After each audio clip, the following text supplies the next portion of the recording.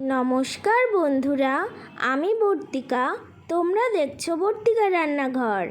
আজ তৈরি করব সর্ষে পোস্ত দিয়ে পাবদা মাছ। তাহলে তোমরা দেখতে থাকো।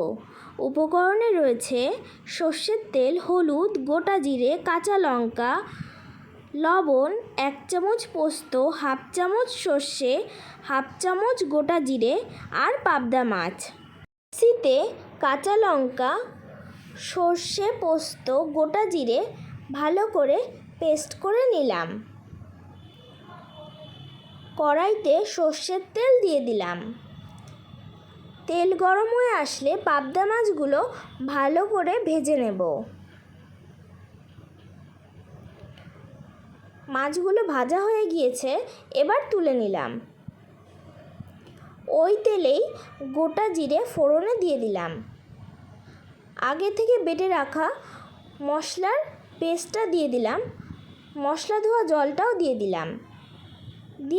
1 চামচ লবণ, 1/2 চামচ হলুদ। ভালো করে মিশিয়ে নেব।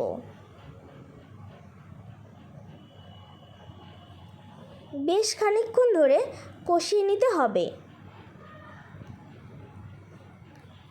দেখো বন্ধুরা, মশলা থেকে তেল ছেড়ে এসেছে। এবার দিয়ে দেব পরিমাণ মতো জল।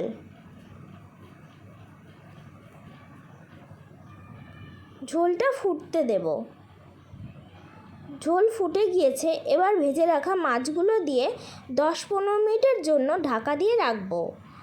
10-15 মিনিট পর দেখো বন্ধুরা, ঝোল অনেকটাই শুকিয়ে এসেছে এবং তরকারির ওপরে তেল ভেসে উঠেছে।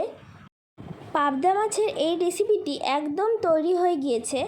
গরম ভাতের সাথে তোমরা পরিবেশন করো, তোমাদের ভীষণ ভালো লাগবে। বন্ধুরা, আমার রেসিপিটি যদি তোমাদের ভালো লেগে থাকে তাহলে লাইক, কমেন্ট, শেয়ার এবং আমার চ্যানেলটিকে সাবস্ক্রাইব করে দিতে ভুলো না। আর অবশ্যই তোমরা বাড়িতে একবার ট্রাই করে আমাকে জানিও তোমাদের কেমন লাগলো। আজকের মতো টাটা।